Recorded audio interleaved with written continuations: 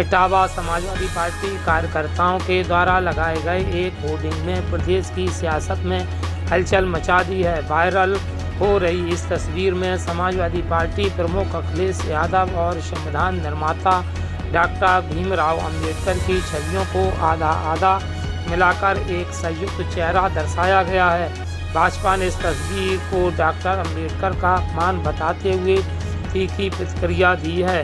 भाजपा कार्यकर्ताओं ने कलेक्ट्रेट परिसर में जोरदार प्रदर्शन किया और साथ ही अखिलेश यादव के खिलाफ नारेबाजी की और एसडीएम को ज्ञापन सौंपा।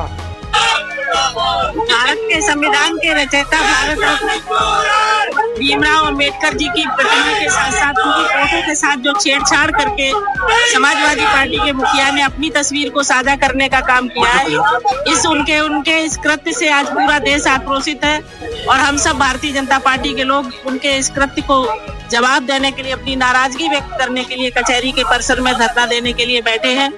निश्चित ही बाबा साहब ने यहाँ पर दलितों को, अगड़ों को, पिछड़ों को और महिलाओं को समान अधिकार दिलाने की बात की। उन्होंने समता मूलक समाज की बात की और समानता की बात की।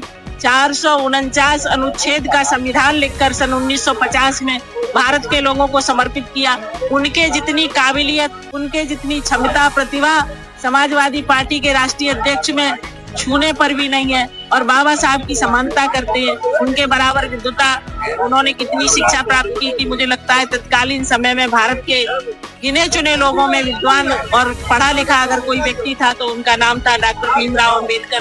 तो इस तरह के व्यक्ति के साथ जिन्होंने भारत को संविधान लिख कर दिया, भारत को एक नई दिशा दी, भारत की महिलाओं के सम्मान की बात की, दलितों को समान अधिकार की बात की, आज उनके साथ केवल अपनी फोटो साझा करके ये संदेश देना चाहते हैं कि हम दलितों के हितैषी हैं और दलित वोट हमको मिले।